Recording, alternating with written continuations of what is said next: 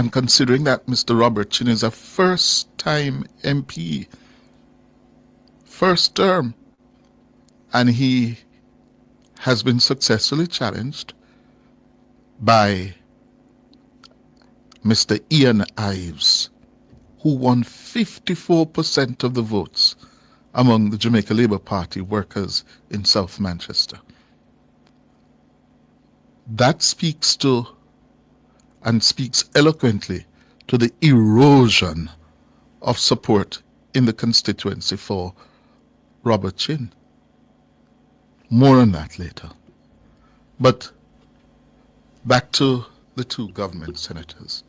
So Audrey Marks is now a cabinet minister responsible for efficiency, innovation, and digital transformation. When you hear the word efficiency, you know what comes to mind.